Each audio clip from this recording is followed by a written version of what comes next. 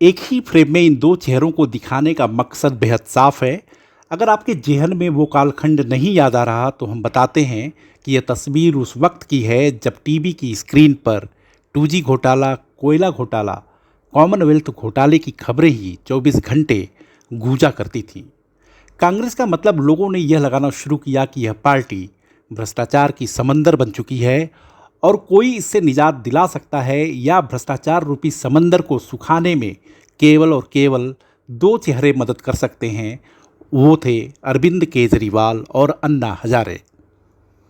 यहाँ एक बात साफ कर दें कि अन्ना हजारे कभी भी राजनीतिक दल बनाए जाने के समर्थन में नहीं थे, लेकिन वो अरविंद केजरीवाल और उनके सहयोगियों की मंशा नहीं भाप सके। अरविंद केजरीवाल को जन सैलाब में खुद के लिए उम्मीद, खुद के लिए बचाव और दूसरों को भ्रष्टाचारी साबित करने का रास्ता नजर आया। पार्टी नहीं बनाने की बात करने वाले केजरीवाल ने जनता की मांग पर पार्टी बना ली।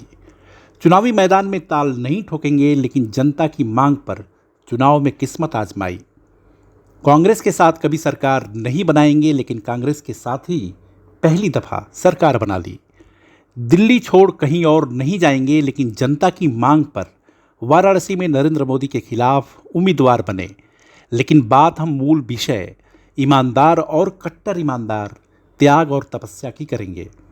दिल्ली सरकार में मंत्री सौरभ भारद्वाज ने केजरीवाल के इस्तीफे के ऐलान को भगवान राम के त्याग से जोड़ दिया। कई चर्चाएं हो रही हैं, अलग अलग चर्चाएं हो रही हैं। कुछ लोग तो ये कह रहे हैं, सुना था भगवान राम ने परिस्थितियोंवश राजगद्दी का त्याग किया था और 14 साल के वनवास पे चले गए थे। अयोध्या की सारी जनता रो रही थी, बिलख रही थी कि राम आप मत जाइए, आप इस सिंहासन पे बैठिए।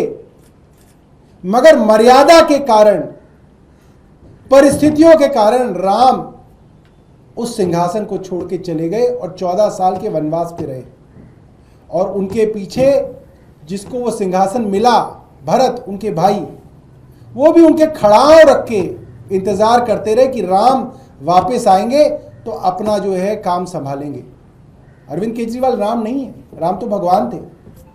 भगवान राम के भक्त हनुमान और हनुमान के भक्त अरविंद केजरीवाल जी हैं। वो तो राम से तुलना नहीं की जा सकती। मगर जिस मर्यादा के नाम पे भगवान राम ने अपना सिंहासन छोड़ा था, आज ऐसा उदाहरण दिख रहा है कि एक मर्यादा के नाम पे, एक नैतिकता के नाम पे, एक जनता के हाथ में अपनी पूरी की पूरी बागडोर देने के नाम पे अरविंद केजरीवाल ने इस्तीफा दिया है। और अरविंद केजरीवाल जी ने कहा है, जनता वापस बिठाएगी तो इस कुर्सी पे बैठूंगा, वरना इस कुर्सी पे नहीं बैठूंगा। दिल्ली का सीएम कौन होगा, यानी कि मंगलवार को कौन सा चेहरा सामने आएगा, उसे देखने वाली बात है। लेकिन क्या केजरीवाल लालू प्रसाद यादव की राह पकड़ेंगे या हेमंत सोरेन की राह? लालू की राह का मतलब क्या दिल्ली की कमान उनकी पत्नी के हाथ होगी, या हेमंत सोरेन की तरह चंपई सोरेन जैसा कोई शख्स मिलेगा? यहाँ बता दें कि चंपई सोरेन की राह अब हेमंत सोरेन से अलग हो चुकी है।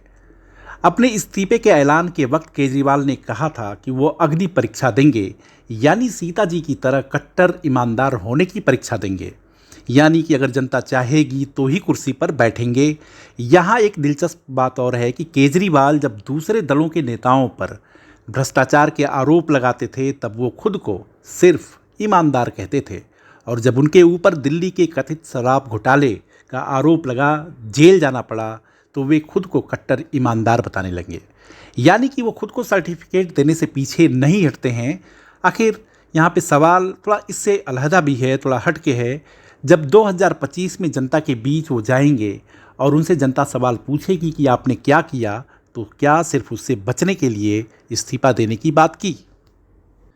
जब दूसरे दल चुनाव से पहले चीफ मिनिस्टर बदला करते थे तो केजरीवाल एंटी इनकम्बेंसी का राग अलापते थे। खासतौर से वह बीजेपी पर निशाना साधते थे। क्या इस तरह की तोहमत से बचने के लिए उन्होंने ऐसा फैसला किया? क्या उन्हें लगता है कि अतीत में सीएम बदलने वाला फार्मूला जिन दलों ने अपनाया वो काम कर गया और वही नुस्खा उनकी पार्टी पर भी काम कर जाएगा? जिस राम और हनुमान के इस्तेमाल पर केजरीवाल दूसरों पर सांप्रदायिकता का तोहमत लगाते थे, दूसरे दल सांप्रदायिक नज़र आते थे, उस राम और हनुमान के नाम से उनको परहेज नहीं। वो कहते हैं कि राम और हनुमान की उन पर और उनकी पार्टी पर विशेष कृपा रही है, जिसकी वजह से मुश्किल क्षणों से बाहर निकलने में कामयाब रहे हैं। लेकिन राम को सिर्फ सिंहासन नहीं मिला, उन्होंने 14 साल के वनवास को भी स्वीकार कर लिया। सीता जी तो अग्नि परीक्षा के बाद अयोध्या कभी गई ही नहीं।